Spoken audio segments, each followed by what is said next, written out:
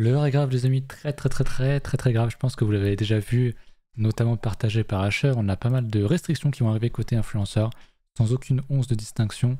Il faudra absolument faire la promotion de projets qui vont être pas certifiés AMF, mais encore un grade au-dessus, où actuellement aucune boîte, même Binance, n'a ce niveau de certification. C'est pas certification le bon mot, je l'ai oublié. Donc RIP les médias, RIP les projets indépendants d'influenceurs et tout. Ça sent vraiment pas bon pour la suite. Franchement, l'écosystème crypto FR, il va sombrer, honnêtement. S'il n'y a pas de moyen de financement, je vois pas comment des médias que l'on connaît, hein, les Coin Academy, des journaux du coin, etc. Je parle pas de la baleine parce qu'en vrai, bon, on fait pas tant d'argent que ça. Donc personnellement, ça me fait chier parce que j'aurais un levier plus petit pour accroître mon capital perso, mais c'est pas trop le truc qui va me tuer non plus. Bien que. Mais pour les médias et tout le reste, toutes les infos gratuites, bah RIP, hein, c'est ce que j'ai écrit ici, franchement, à moins que toutes les sociétés passent ce pas et aient cette fameuse certification AMF, mais ça coûte extrêmement d'argent et un projet qui se lance n'a pas les moyens de s'affranchir de ça. Donc à mon avis, c'est pas très bon pour l'écosystème français crypto. Donc ouais, je sais pas quel est votre avis là-dessus. Alors honnêtement, je suis même pas sûr que ça empêche vraiment les mecs qui font du scam de scam. Parce qu'honnêtement, quelqu'un qui voit la scam, il trouvera toujours le moyen, il donnera pas son identité, il utilisera des VPN, etc. Donc je trouve ça très con. Et puis le mec qui déclare comme moi, bah, il a une société, etc. Donc de toute façon, quoi que tu fasses, t'es baisé. Donc c'est un peu triste. Enfin bon, on verra comment est-ce que c'est pas encore passé à 100%. Il peut y avoir des modifications, mais a priori ça passera totalement en l'état ou quasiment. Donc affaire à suivre. Parce que franchement, au-delà du point de vue personnel, très sérieusement, bah, les médias, c'est finito quoi. Concrètement, même les vidéos YouTube, quel serait l'intérêt des influenceurs de continuer de faire des vidéos tous les jours si derrière il n'y a pas de rémunération? Même pour moi, je veux dire, j'en ferai encore parce qu'en vrai j'aime ça. Ça sera plus des lives à mon avis. D'ailleurs, ce soir je suis en live. On va sans doute en parler de tout ça aussi. Mais je ferai une vidéo peut-être une fois dans la semaine, tu vois, ou peut-être même une fois dans le mois. Je sais pas. On verra comment ça se découpille tout ça. On en refera un petit retour. Je voulais voir au niveau des news. On a Binance qui a interrompu temporairement les transactions spot à cause d'un problème sur la plateforme. Je crois que c'est déjà résolu. On le verra, ça a un peu foutu la merde sur le spread. Sur Coin Analyse, mais c'est pas très grave. Sinon, au niveau banque, bah, ça continue d'être très compliqué. La Deutsche Bank, qui est la plus grosse banque allemande, qui prend moins 10%. Au niveau français, c'est pareil, on a des moins 4, moins 5, moins 6, je crois. Donc ça sent quand même pas très bon non plus tout ça. On va passer sur ma chart TradingView. Hop, sur BTC en H4. On est un peu sur un espèce de yo-yo actuellement. On a le Vegas qui est quand même très loin. Je suis assez bullish, vous le savez, ça fait un petit moment. Très longtemps même d'ailleurs. On a eu un petit peu de volatilité. Je crois que c'était avec le FOMC ici. Donc on est toujours dans les mêmes niveaux, on est toujours dans ce gros range. On peut voir ici une très grosse résistance pour être resté comme ça. Donc j'aime bien ce que je vois ici, honnêtement. Maintenant, ouais, en achat, on est dans le Vegas, c'est bien. On construit. J'ai pas trop regardé, j'avoue, le daily. On a un TD9, intéressant. En général, c'est un signal agressif de vente dans ce cas-là. Mais on a déjà fait 3, on est sur la 4e bougie post-TD9. Donc en général, les signaux sont donnés avant 4 bougies, en général. Et le fait de nous voir range est plutôt une bonne chose après un signal agressif TD9. Donc c'est très bien. Et puis en hebdo, écoutez, on a close au-dessus du 38.2, c'est bien. On est dans la grosse résistance, niveau rouge. Prochain niveau, en log, c'est donc les 32K, puis les 39K. Et on va rester sur le log. Mais pour un retracement comme ceci, je préfère regarder le linéaire. Et le prochain gros niveau, c'est les 36K. Le fameux niveau des 38.2, avec un beau niveau ici. Je pense que si on casse ce support, enfin cette résistance, pardon, en termes de graphique, on aura évidemment beaucoup de gens qui ont FOMO, qui risquent de FOMO sur un top ici. Et ça risquerait vraiment de stopper le cours à un moment donné. Je ne sais pas jusqu'où. Mais voilà, je pense vraiment que 36K, il faudra vraiment penser sérieusement à prendre des profits. Déjà, on est dans mon premier gros niveau de profit. Souvenez-vous, hein, quand on était dans ces niveaux-là et tout, je disais 28K, on a un bon premier niveau graphique. Donc il faudra penser à TP. Donc voilà, c'est bien ce qu'on a, mais il faut quand même faire attention. Continuer de faire attention. Au niveau des alts, aujourd'hui, on n'a pas grand-chose de bien frais, à part de mon côté le RSC qui s'emploie encore à attaquer encore et encore la résistance, donc c'est très bien. J'attends qu'on casse ce niveau-là, ça pourrait être bien. Je crois que le reste côté IA et pas aussi bullish. Bon, ça l'est. En vrai, mais tout le reste avait déjà bien pété, donc pour moi c'est compliqué d'acheter des choses comme ça. C'est pas aussi évident, si je regarde en daily, c'est quand même moins strong, le GRT par exemple. Le man aussi qui est beaucoup moins fort, étonnant. Le numéraire aussi qui descend quand même pas mal. On va regarder Ocean et DBC, qui sont moins forts. Honnêtement, le RLC a l'air assez fort. Il a pas encore cassé son niveau, mais il a l'air assez fort. Voilà un petit peu tout pour ça. Après, j'ai que des shitcoins qui pètent, donc en vrai, on s'en fout. Le ARR, mais c'est pas non plus quelque chose d'incroyable. On va regarder d'ailleurs les alts, j'ai pas encore regardé sur Bubble Map. Sur Crypto Bubble, pardon.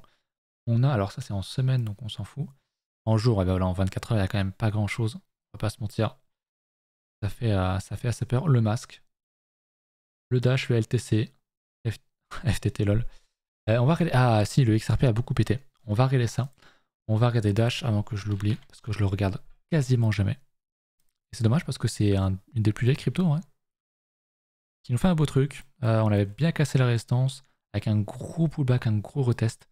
On avait même bien plongé avec Mesh, donc on rebondit, on repasse au-dessus du niveau, comme un petit peu des YDX. Donc c'est une plutôt bonne chose. Faudrait juste pas qu'on refasse de plus bas, faudrait pas qu'on recasse les 50 sur le Dash, mais sinon ça me semble pas trop mal. On va regarder le XRP du coup, sur Binance, en hebdo, qui nous fait une belle tentative, hein, souvenez-vous. Alors c'est pas ma charte de prédilection ici, j'avais pas un XRP ailleurs, là où j'avais déjà des dessins. Peut-être ici. Ouais, pas tant que ça. Bref, on a une belle structure ici. Potentiel, et j'insiste sur le potentiel double bottom ici, avec un inter un petit ici, et un autre ici. Donc on a une très belle structure ici qui est en train de casser pour le XRP. Je sens vraiment la très bonne annonce niveau procès face à la SEC. C'est comme ça que je le vois. Il n'y a pas beaucoup de volume, ceci dit. Donc attention. Après, aujourd'hui, Binance, il y a eu des couacs, mais bon. Ok, tant qu'on tient ce niveau, pour moi, c'est ok. Donc il faudrait maintenant confirmer et faire un plus haut que ce niveau-là. Casser les 0,49 pour reparler d'une tendance haussière sur le XRP. Et je pense vraiment que c'est vraiment une très très grosse structure qui peut aller casser et nous emmener revenir sur les 1$ sur Ripple, donc c'est pas mal. En vrai, c'est assez intéressant. J'aime beaucoup le graphique de Ripple. J'aime beaucoup ce qu'on est en train de construire ici. Donc intéressant. Faut valider, comme toujours. Mais ça me paraît intéressant. Mais effectivement, si derrière on invalide tout et qu'on fait ça, RIP, il n'y a pas de double bottom ici. Qu'on soit bien d'accord. Je voulais parler du coup du DYDX. Du DX, non, c'est du DYDX, c'est bien ça.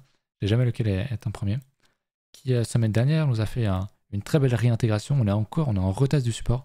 Donc là, pour moi, il faut vraiment, je vais mettre en daily, vraiment pas aller en dessous. Pour moi, je vais regarder ce qu'on est en termes de retracement. Je vais me mettre en vert. Enfin, c'est pas vert d'ailleurs, c'est en jaune. Il faut vraiment pas qu'on casse le 61.8 ici sur une mèche. Mais il faut surtout en fait en hebdo, donc on est vendredi, donc dans 2 jours, il faut qu'on close là-dedans ou au-dessus. Donc idéalement, dans le week-end, on repousse un petit peu à la hausse et on fait une belle clôture. Ça serait vraiment bien pour la bougie hebdo. On croise les doigts. Ça serait vraiment bien. Ça va beaucoup dépendre de Bitcoin, bien évidemment. Mais c'est une affaire à suivre. Je vais regarder celui avec qui je le comparais souvent, qui était le dodo. Le dodo qui lui est en train de recasser. Donc techniquement pas très bon. Pas très bon. On va check. On n'a pas check les niveaux de liquidité. On n'a pas check, tiens. On va rester sur Bitcoin, ce que j'ai oublié. Au niveau de l'order flow, ce que je voulais vous montrer, voilà, c'est donc le fameux spread. Hein. Il y a un gros trou, c'est parce que Binance a été off pendant quelques temps, donc on va pas le prendre en compte. Il y a eu un spread jusqu'à moins 500, mais c'est un bug. On va remonter. On doit être à moins 50, un truc comme ça. On était déjà bien rouge hein, juste avant. Donc ça montre quand même qu'il y a un premium qui est négatif. Les gens veulent vendre. Les gens veulent vraiment short. On a eu encore un petit peu de tuning négatif. C'est assez, franchement, c'est assez étonnant quand tu vois le graphique comme ça. Je trouve ça vraiment étonnant. On va regarder en 15 minutes, voir si on n'a pas quelque chose de plus intéressant. On a globalement des positions qui se font. Bon, là, on voit qu'on avait beaucoup d'accumulation de short. On voyait au funding, au spread, peut-être même au CVD, je sais pas trop. Ouais, ça vendait pas mal quand même sur ce niveau-là. Donc on a liquidé tout ça avec un pump. Mais derrière, bah, il n'y a pas grand-chose. On ne nourrit pas plus que ça. Donc affaire à suivre. Mais j'aime quand même bien ce que je vois en fait sur du H4, sur du daily. Enfin, surtout H4. Les données H4 sont quand même assez intéressantes.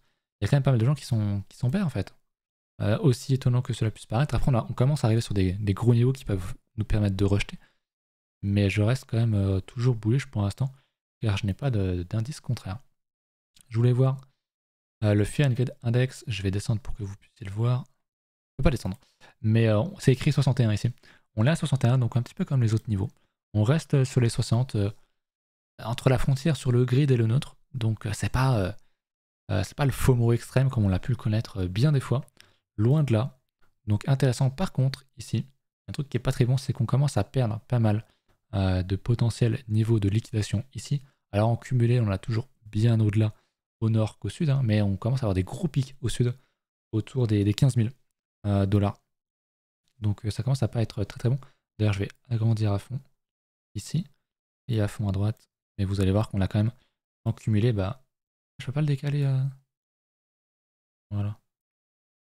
En cumulé, donc la ligne rouge, la ligne jaune, pardon, on a quand même beaucoup plus de niveaux au nord, donc beaucoup plus de liquidation à aller chercher. Liquidation des shorts, hein, donc en pump, qu'au sud. Donc c'est intéressant, mais on commence à réduire un petit peu le delta. Ça commence à être de moins en moins évident. Donc attention quand même. Puis très court terme, on n'a rien entre 20K et 28K, 29K. Donc on pourrait très vite aussi retomber à 20K, parce qu'il n'y a vraiment rien. Je sais pas si on va le voir si je me mets en daily avec le volume profile. Je vais le prendre depuis, je l'avais déjà ici, depuis le bottom, je vais l'agrandir jusqu'ici. On n'a rien ici. On a un gros trou entre 18K et 20K en gros et 19K. Donc ici il n'y a vraiment rien. Mais en fait ça serait le retest de ce niveau là, hein, en cassant ce bottom là. Donc retest des 18K, 19K, donc du fameux 61.8 ici. Mais si je l'agrandis et que je le mets à jour, le 61.8 est un peu en dessous, et sur l'ancien bottom. Mais on a largement de quoi revenir dans cette zone-là. Donc franchement, attention. Je voulais voir sur du plus court terme ce que ça disait, juste sur ce mouvement-là. On a pas mal de trous en dessous aussi. C'est normal, hein, vu la montée, je veux dire. C'est tout à fait normal. Donc revenir à 23K me paraît pas non plus totalement délirant. Le Vegas H4 est encore loin. Il est ici, le Vegas H4. Il est à 24K. On est assez loin du Vegas H4. Il était quand même assez neutre pendant un moment donné. Il remonte bien bullish. Donc quelque chose de possible, hein, ce serait de venir le retaper pour repartir derrière un petit peu plus sainement. Donc je suis bullish, bien sûr. Mais bon, c'est évidemment pas en termes de prix, c'est pas le meilleur spot pour acheter. Hein, ça, je vous le montre depuis un petit moment déjà. Je vais remettre ça bien comme il faut. Et puis on ira voir autre chose après. Hop, pour être sûr que je me plante pas sur le bottom. Qu'est-ce que je voulais voir? Peut-être un petit peu d'analyse traditionnelle avec le dollar qui remonte, un petit peu en tout cas en daily. On nous a fait un petit doji hier, donc bon, il range, hein, c'est ce que je disais, on pouvait largement revenir sur le 61.8, etc. On a même revenu chercher le 78.6, donc c'est bien. Ce retracement à la hausse est entre guillemets serein. Ce qu'on veut pas, c'est qu'on fasse du coup un gros double bottom comme ça et qu'on revienne refaire un plus haut que les 105 000. Que les 105 000, n'importe quoi, que les 105 points. Donc ce qu'on veut, c'est que ceci soit juste un... Comment on appelle ça? Un dead cat bounce et qu'on vienne chercher plus pas derrière. Pour Bitcoin, ce serait pas mal. Ce serait une bonne aide. Tout comme le SP d'ailleurs. On va regarder le SP. L'or, juste par curiosité, ouais, il a refait un plus haut. Très fort l'or. Hein. L'or qui revient dans les résistances les plus hautes depuis 2020. Donc vraiment très fort. Le SP qui tient, hein. Le SP qui fait son petit bout de chemin, qui est assez neutre pour l'instant. Pour moi, il est toujours dans ce fameux... Les deux gros niveaux que je surveille, hein, c'est forcément celui-là et celui-là, même si en vrai, le vrai bottom, il est ici. Mais on est quand même dans un range depuis... on est dans ces niveaux-là depuis novembre. Hein. Donc je suis assez curieux de voir si on va casser à la hausse ou à la baisse, ce niveau-là. Vraiment suivant, parce que de toute façon, tout va être lié, hein, dollar, SP. Bitcoin, même si dans une un peu moindre mesure, on sait qu'il y a une chance ou il y a une petite décorrélation, c'est déjà arrivé récemment quelques fois. Mais faut pas forcément compter là-dessus, puisque c'est quand même quelque chose d'assez rare. Voilà pour ça, je pense que j'ai parlé de ce dont j'avais à parler. Dites-moi ce que vous en pensez en commentaire, mettez un petit commentaire, on se retrouve très bientôt ce soir en stream. On va reparler, je pense, des news, de la législation qui pourrait arriver, de comment est-ce que vous voyez les choses, et puis on va regarder vos alts aussi, bien sûr. Allez, à ce soir, salut.